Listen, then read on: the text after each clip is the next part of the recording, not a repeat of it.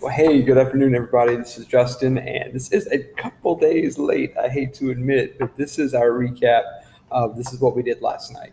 And obviously, this goes back to Sunday. I think this being my second week, maybe third week. See, I've already lost days. I don't even know what day it is anymore. But this being with school getting back in, I was just kind of I didn't get a chance to record everything on Monday the way I usually do, and so I wanted to take this time here on Wednesday to kind of go over what we did last night or what we did on Sunday night. So Sunday night was really great. We had a good number of students show up. Some I haven't seen in a couple weeks, so they were here, and so we started out the night just eating some ice cream, kind of hanging out here in this room, and obviously we'll get to talk about what those things are behind me.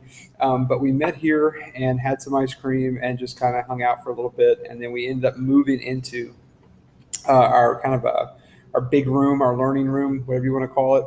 We moved in there and we played two games first. Actually, we kind of had to move around a little bit because the games required us to kind of explore the space. And so the first game we played in there, it was called Baby Bronco Backpack. And so it was an idea that you had to like spread out throughout the room. Then you had to find a partner when I yelled one of those things, or Baby Bronco Backpack. And so if we a baby, you had to hold someone like a baby. If it was Bronco, you had to sit side saddle on their back as they got down on all fours. And if I said, what was the other one, Baby Bronco, or Backpack, they had to jump on your back. So you had to hold them like that. So that was a really fun game. Went really well. Definitely got to play it again. Everybody seemed to enjoy it. So students got really involved with that. So that was great. Then we ended up playing another game. It would work better if it was darker in here, but so we kind of tweaked it. We did a little something different initially. So this was called like Death Wink or something like that, which does not sound it's not as bad as maybe it sounds.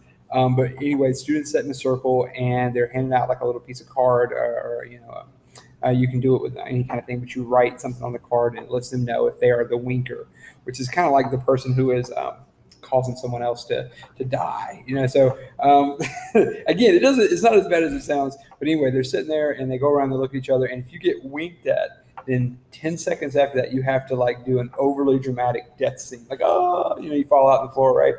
So that went really well, and it was really great because apparently I have bad handwriting, and the somebody was like, there was two winkers at one time, so somebody thought I wrote it N for not, you're not it, and then a W for winker.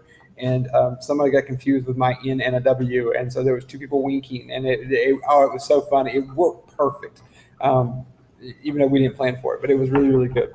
So anyway, those were the two games that we played. Had a good time with that, and then we went into our main room for our lesson where we picked up where we had kind of dropped off a couple weeks ago just because we have other events.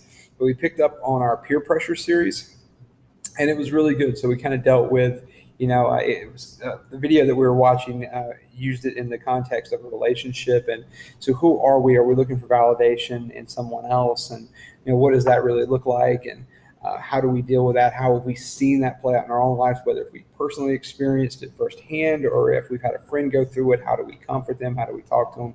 So it was a really cool, good discussion after that.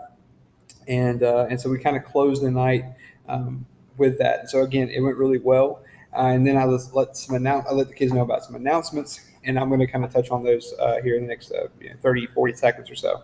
So what we've kind of seen is that on Sunday nights, it's been really great to engage students. But even though it's not a huge group, we usually have about 12 to 15 students, that most of them would agree that group is too large to kind of really go into depth and go into detail about certain things, or they just don't feel comfortable speaking in that large of a group.